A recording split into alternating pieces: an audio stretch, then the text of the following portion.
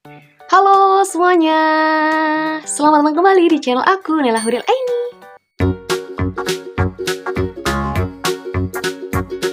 Nah teman-teman, kali ini aku bakal menjelaskan tentang alur pendaftaran beasiswa PMDSU.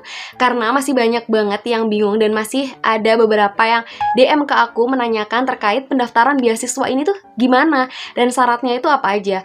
Semoga pas video ini tayang, pendaftaran beasiswa PMDSU udah dibuka gitu. Jadi kalian gak bakal bingung lagi dan kalian punya referensi bagaimana cara mendaftarnya. Yang pertama yang kalian harus lakukan adalah tentu kalian harus mempersiapkan syarat-syaratnya. Untuk PMDSU sendiri syaratnya itu sebenarnya nggak banyak. Jadi nanti itu kalian harus mendaftar di dua tempat. Yang pertama itu di web PMDSU-nya dan yang kedua ini itu di universitas yang kalian tuju. Dan untuk di web PMDSU itu syaratnya adalah yang paling krusial adalah usia, itu nggak boleh lebih dari 24 tahun. Misal kalian itu lahir di tanggal 21 April tahun 1997, berarti kan tepat hari ini kalian 24 tahun. Berarti kalau misalnya nanti PMDSU itu dibukanya besok, berarti kalian nggak bisa daftar karena usia kalian sudah 24 lebih sehari, itu nggak bisa. Mereka nggak mentoleransi usia, pokoknya usianya harus sebelum 24 tahun gitu, maksimal 24 tahun. Dan untuk yang profesi seperti kedokteran hewan gitu bisa sampai usia 27 tahun. Itu ya, perlu diingat tentang usia. Dan yang diupload itu dokumennya apa saja sih Kak? Nah, kalau diupload dulu itu seingat aku, kalian harus sehat, bebas narkoba, terus kemudian tentang ijazahnya, berarti kalau misalnya kalian profesi berarti ijazah profesi juga, terus kemudian IPK kalian, terus di situ nanti di pas WPMDSU ini kita tuh memilih nama promotor kita yang kita pilih.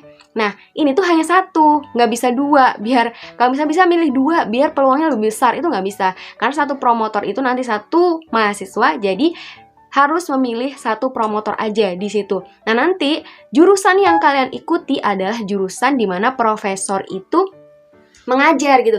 Misal profesor yang kalian pilih itu adalah profesor dari Institut Pertanian Bogor di jurusannya ilmu nutrisi pakan gitu ya. Nah itu berarti kalian harus daftar di situ. Kalian nggak bisa milih tetap di Fakultas Peternakan tapi jurusan atau prodi yang lain, itu nggak bisa. Harus ikut banget dengan yang jurusannya promotor tersebut. Oke, clear ya. Terus setelah itu di situ kalian sudah mendaftar di beasiswa PMDSU di web PMDSU-nya. Nah, yang kedua, kalian itu harus mendaftar di universitasnya. Nah, untuk kalian yang mendaftar di universitas ini, misal di IPB, ya berarti kalian harus mengikuti serangkaian persyaratan yang IPB tentukan. Mulai dari kalian harus tes TOEFL kah, kalian harus tes TPA kah, kalian harus mengumpulkan sinopsis penelitian kah, gitu. Itu kalian harus ikuti semuanya yang IPB mau, itu sih.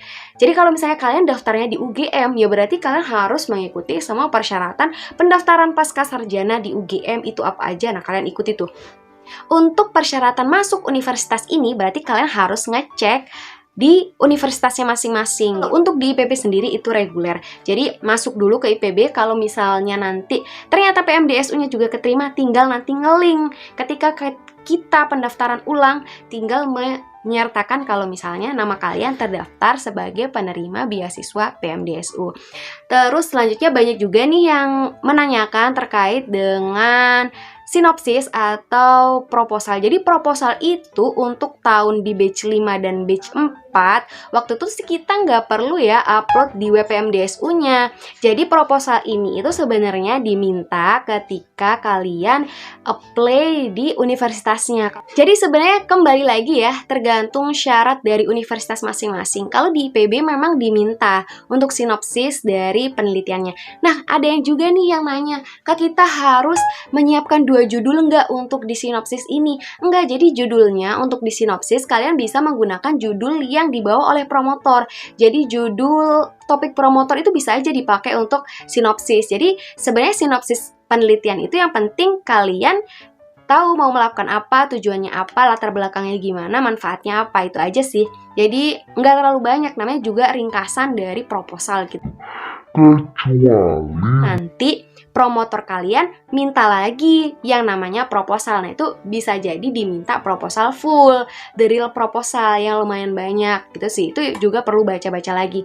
Dan kalau misalnya nanti kalian diminta oleh promotor proposal lagi atau nggak harus proposal, jadi tergantung lagi sama promotornya. Promotornya minta proposal atau promotornya minta summary gitu lah, atau menyuruh kita untuk meresum jurnal-jurnal atau bacaan-bacaan yang sesuai dengan topik promotor. Kayak waktu itu promotor aku minta kita itu membuat sebuah tulisan 25-30 halaman terkait dengan penelitian yang dibawa oleh promotor. Nah, jadi semuanya itu tergantung teman-teman. Jadi kita itu seperti digantung. Enggak lah. Jadi pokoknya kalian harus aktif, kalian harus cari-cari semua banyak informasi, tanya, jangan malu, karena kalau malu nanti sesat di jalan. Jadi kalian pokoknya tanya aja yang sopan, jangan terburu-buru, tetap tenang, santai, pokoknya pasti bisa. Itu sih. Jadi untuk tahapan tahapan pendaftarannya seperti itu. Semoga kalian paham ya dan ngeh gitu dengan alur pendaftaran PMDSU ini. Buat kalian yang masih bingung dan masih ada pertanyaan lagi, kalian bisa DM di Instagram aku atau komen di bawah juga. Dan untuk video selanjutnya aku bakal ngejelasin tentang step selanjutnya. Nah, buat kalian yang penasaran, sampai jumpa di video selanjutnya. Bye-bye!